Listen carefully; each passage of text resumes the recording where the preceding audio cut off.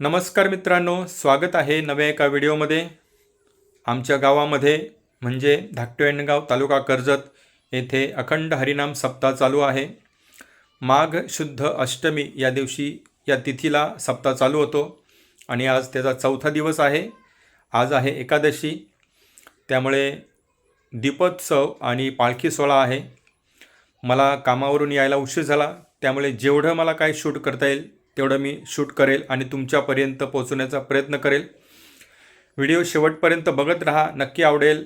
आमच्या गावचं वातावरण खूप छान आहे आणि तुम्हाला नक्की आनंद मिळेल। व्हिडिओ शेवटपर्यंत बघत राहा, लाईक करा, शेअर करा, कमेंट करा आणि सबस्क्राईब करायला अजिबात विसरू नका। पालखीला जायला भूमीची सुद्धा तयारी झालेली आहे। ही बघा, भूमी पण जायला रेडी झालेली आहे आणि ही जी फ्रॉक तिने घातलेली आहे, भूमी दाखव बघू। इकडे बघ, हे बघ, ही जी फ्रॉक भूमीने घातलेली आहे ती रेणुकाने शिवलेली आहे। तुम्हाला जर आवडली तर त्यासाठी पण तुम्ही कमेंट करा की तुम्हाला कशी वाटली फ्रॉक। एका तालात एका ठोक्यात सर्व महिला छान अशा आनंदात नाचतात। गावातला कोणताही कार्यक्रम असला तरी सर्व महिला सहभागी होतात आणि उत्साहाने कार्यक्रमात सहभागी असतात।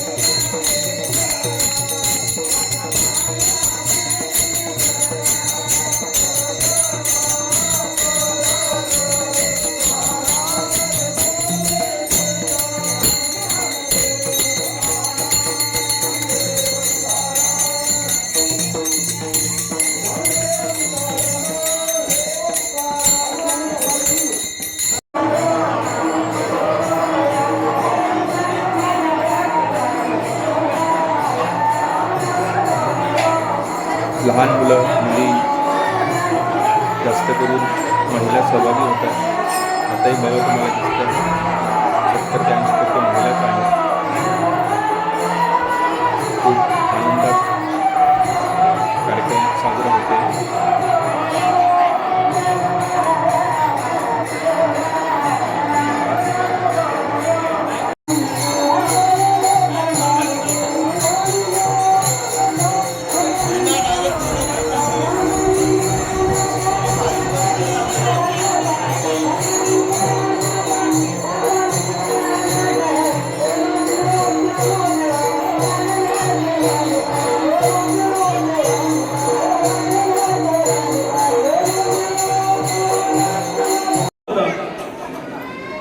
उद्या आपल्याकडे जागर कार्यक्रम कोणाचा होणार, ज्या गाथा पारायण आपण करतो, ज्यांनी गाथा लिहिला ते संत तुकाराम महाराज, जगद्गुरु संत तुकाराम महाराज देऊचे, हे सांगायला गरज नाही.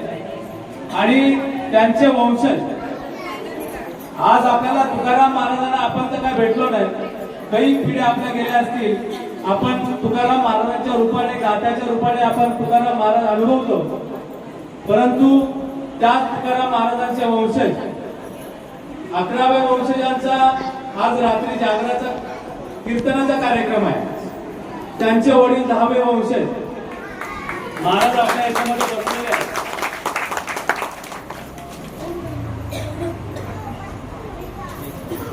त्यांचे वडील तेही आपल्या याच्यामध्ये बसलेले आहेत.